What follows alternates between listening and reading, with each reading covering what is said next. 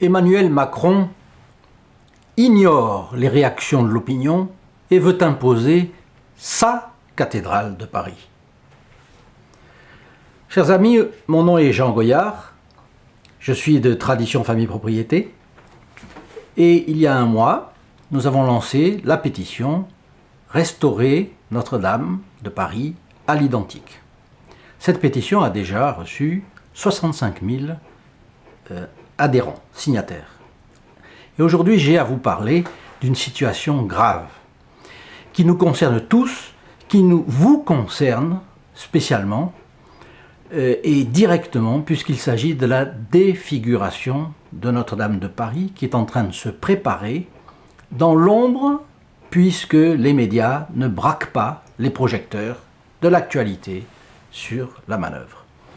Les ruines de Notre-Dame étaient encore fumantes que M. Macron se lançait dans un projet effréné, reconstruire en 5 ans ce que les bâtisseurs médiévaux avaient mis plus de 150 ans à élever et consolider. Voyons 2 articles. Le premier, lemonde.fr du 23 mai. Il rend compte du projet de loi présenté en toute hâte par le gouvernement à l'Assemblée nationale. Les députés macronistes étant majoritaires, donc à la main du gouvernement pour cela, ils ont voté le projet. Eh bien, le 22 mai, les sénateurs, à l'unanimité, moins les macronistes, ont refusé de voter l'article 9, le plus litigieux, puisqu'il permet au gouvernement de se soustraire à de nombreuses obligations légales de prudence, notamment en matière de préservation du patrimoine. Jetons maintenant un œil au Figaro.fr du 24 mai, donc hier, et qui reprend une information de l'AFP. Malgré les réserves importantes du Sénat, M. Macron persiste et signe. À l'occasion d'une remise de prix et devant une centaine d'architectes du monde entier, il commence par reconnaître qu'en France, beaucoup s'inquiètent, et pour cause, puisque 72% des Français sont très opposés à son plan de reconstruction. Puis il assume totalement ce calendrier serré, volontariste, tout comme le fait qu'il n'a reposé sur aucune analyse détaillée ni aucune forme d'expertise. Il annonce dans la foulée que le chantier sera élargi, vous vous rendez compte, aux abords de Notre-Dame, le parvis et le square attenant. Donc, reconstruction de Notre-Dame, invention d'une flèche, restructuration du parvis et du square attenant. Que nous annoncent ces grands travaux de M. Macron?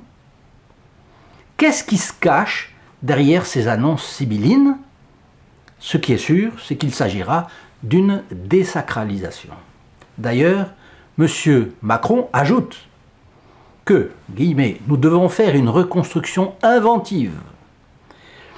Et il conclut par une ode à, guillemets, l'alliance entre tradition et modernité. Donc, comprenez qu'il va introduire une reconstruction inventive et la modernité dans la cathédrale de Philippe-Auguste et de Saint-Louis. Et que Viollet-le-Duc, qui avait étudié le Moyen-Âge plus que personne, et pendant plus de 20 ans, avait su sublimer avec sa flèche.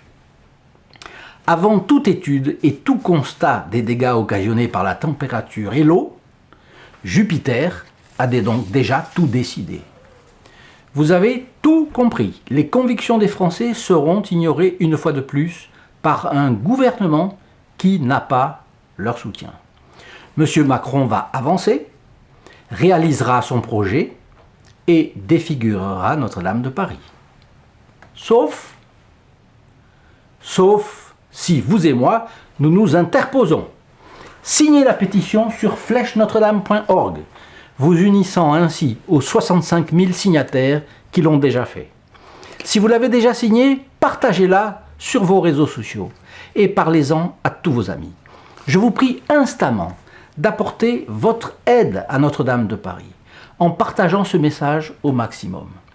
Si chacun de vous, qui êtes ensemble 65 000 personnes, partagez tout de suite la pétition, ce sont des centaines de milliers de Français qui, demain, vont se dresser, comme nous, Faites-le pour l'amour de la beauté. Faites-le pour l'amour de Notre-Dame de Paris. C'est un acte militant que je vous demande, car sans votre soutien, M. Macron réalisera son projet. Avec votre participation, nous allons dresser un barrage pour empêcher la défiguration de Notre-Dame, qui serait une dévastation, hélas, pire que la première de l'incendie. Mais surtout, n'ayez pas d'illusions. Ne prenez pas votre rêve pour la réalité. Vous aimeriez qu'on ne défigure pas Notre-Dame. Vous souffrez de cela. Mais M. Macron veut le faire. Donc, il va le faire.